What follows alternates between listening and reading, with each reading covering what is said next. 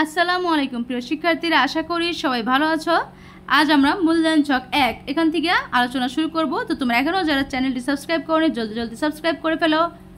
আর যারা সাবস্ক্রাইব করেছো তাদেরকে অসংখ্য ধন্যবাদ। আর তোমরা অবশ্যই ভিডিওটিতে লাইক কমেন্ট করতে ভুলবে না, আর কমেন্ট বক্সে লিখে দিবে তোমরা কে কোন বিদ্যালয় বা এখন জেলা থেকে ভিডিও ক্লাসগুলো করছো, ঠিক আছে? এতে আমাদের সাথে ছোট্ট একটি পরিচয় হয়ে যাবে। তো তোমরা অনেকেই তোমাদের মন্তব্য করেছো, তোমাদের জেলা বিদ্যালয়ের নামগুলো লিখেছো, তোমাদেরকে অসংখ্য অসংখ্য ধন্যবাদ। যারা লিখোনি আজ লিখে ফেলো, সবাইকে অ্যাডভান্স থ্যাঙ্কস, ঠিক আছে? তো দেখো, মূল্যায়ন ছক 1 আমার অংশগ্রহণ ও পাঠ্যপুস্তকে করা কাজ। তো এখানে আছে স্বতঃস্ফূর্ত উদ্যোগ গ্রহণ, এখানে নিজের মন্তব্য, দেন সহপাঠীদের মন্তব্য, দেন অভিভাবকের মন্তব্য, দেন শিক্ষকের মন্তব্য লিখতে হবে, ঠিক আছে? তো ওনাদের মন্তব্যগুলো লিখতে হবে, শিক্ষক নিজে ওনার মন্তব্য লিখবেন। শ্রদ্ধাশীল আচরণ, সহযোগিতামূলক মনোভাব এবং পাঠ্যপুস্তকে সম্পাদিত কাজের মান, এসব সম্পর্কে। তো চলো আমরা সেই উত্তরপত্রটি একটি নমুনা দেখে নিই।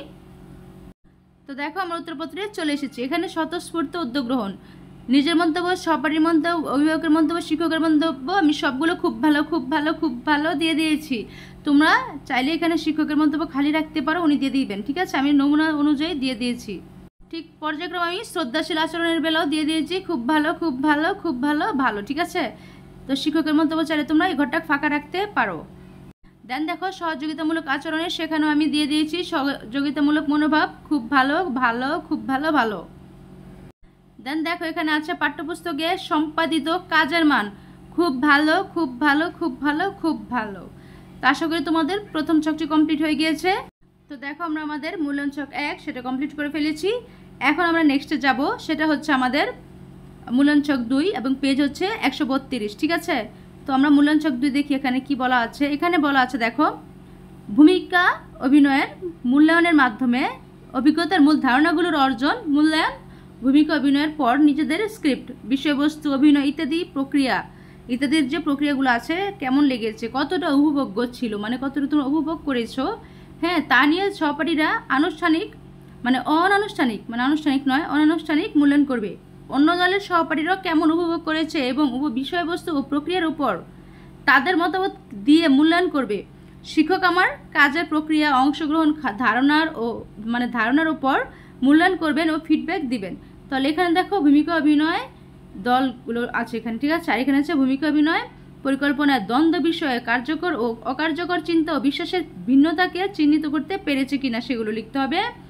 আর এখানে কিন্তু পর্যায়ক্রমে আছে, দেখো, দল 1, দল 2, দল 3, দল 4, এখানে দলের সংখ্যা দেওয়া আছে। দেন দেখো, এখানে আছে ভূমিকা অভিনয় থেকে আমাদের কি করতে হবে, যে কৌশলগুলো শিখেছে তা পরিস্থিতি অনুযায়ী নিজেদের পরিকল্পনায় ব্যবহার করতে পেরেছে কিনা, এবং ভূমিকা অভিনয় দ্বন্দ্ব ব্যবস্থাপনার কৌশল সংক্রান্ত ধারণাগুলোর সঠিকভাবে ব্যবহার করেছে কিনা সেটা আমাদের এই ঘরে লিখতে হবে।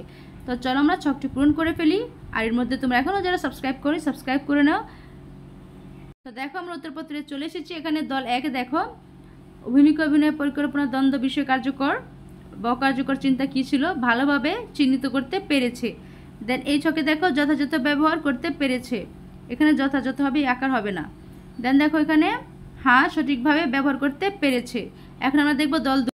দেখো, দল 2 আছে, চিহ্নিত করতে পেরেছে, আংশিক ব্যবহার করতে পেরেছে, হ্যাঁ সঠিকভাবে ব্যবহার করতে পেরেছে। দেন দল 3 খুব ভালোভাবে চিহ্নিত করতে পেরেছে, যথাযথ ব্যবহার করতে পেরেছে, হ্যাঁ সঠিকভাবে ব্যবহার করতে পেরেছে। দেন দল 4 আংশিক চিহ্নিত করতে পেরেছে, যথাযথ ব্যবহার করতে পেরেছে, হ্যাঁ সঠিকভাবে ব্যবহার করতে পেরেছে। তো এই ছিল আমাদের উত্তরপত্রটি। আমাদের জন্য সহজ করে দিয়ে দিয়েছে যেন তোমাদের সমস্যা না হয় বুঝতে। তো দেখো, আমরা আমাদের এই মূল্যায়ন ছক 2 সেটা আমরা ছকটি কমপ্লিট করে ফেললাম, ঠিক আছে?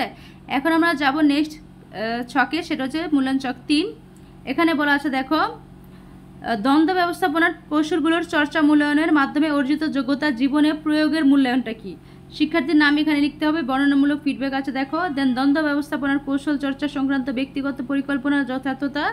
দেন এখানে লিখতে হবে পরিকল্পনার আলোকে করা চর্চা সংক্রান্ত কাজগুলো খাতা বা ডায়েরি বা জার্নালে লিপিবদ্ধ করা। দেন দেখো, ডায়েরি বা খাতা জার্নালে লিপিবদ্ধ করা কাজগুলোতে দ্বন্দ্ব ব্যবস্থাপনার ধারণাগুলোর সঠিক প্রতিফলন। তো দেখো, আমরা আমাদের উত্তরপত্রে বর্ণনামূলক যে ফিডব্যাকটা সেটা লিখবো, এবং সেটা লিখলে কিন্তু আমাদের ক্লাসটির সাথে সাথে আমাদের বইটিও কিন্তু কমপ্লিট হয়ে যাবে এবং শেষ হয়ে যাবে। তো চলো আমরা উত্তরপত্রে চলে যাই। তো দেখো, আমরা আমাদের বর্ণনামূলক ফিডব্যাকে চলে এসেছি। আমাদের বর্ণনামূলক ফিডব্যাকটা আমরা দেখে নিই। দ্বন্দ্ব ব্যবস্থাপনার কৌশল চর্চা সংক্রান্ত ব্যক্তিগত পরিকল্পনার যথার্থতা প্রয়োগ করতে পেরেছে। দেন আমাদের যে খাতা ডায়েরি বা জার্নাল লিপিবদ্ধ করা হবে সেটা দেখো, পরিকল্পনার আলোকে করা চর্চা সংক্রান্ত কাজগুলো খাতা ডায়েরি জার্নালে সঠিকভাবে লিপিবদ্ধ করতে পেরেছে। দেন দেখো দ্বন্দ্ব ব্যবস্থাপনার ধারণাগুলোর সঠিক প্রতিফলন।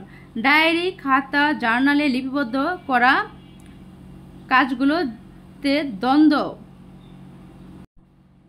ব্যবস্থাপনার ধারণাগুলোর সঠিক প্রতিফলন ঘটাতে হবে, এখানে আকার হবে না, ঘটাতে পেরেছে। দেখো সেই সাথে আমাদের ছকটিও কমপ্লিট হয়ে গেল, আমাদের মূল্যায়ন ছক 3 কমপ্লিট হয়ে গেল। আমাদের মূল্যায়ন ছক 3টাও কমপ্লিট করে ফেলাম, সেই সাথে আমাদের বইটিও কমপ্লিট হয়ে গেল বর্ণনামূলক ফিডব্যাকের সাথে 133 পেজ পর্যন্ত। তো আজ আমাদের বইটি এখানে সমাপ্ত হয়ে গেল। তো সবাইকে শুভকামনার সাথে পরীক্ষা অবশ্যই ভালো করো সেই দোয়া রইল। তা আজ এ পর্যন্তই, সবাই মিলে ভালো থেকো, সুস্থ থেকো, আল্লাহ হাফিজ।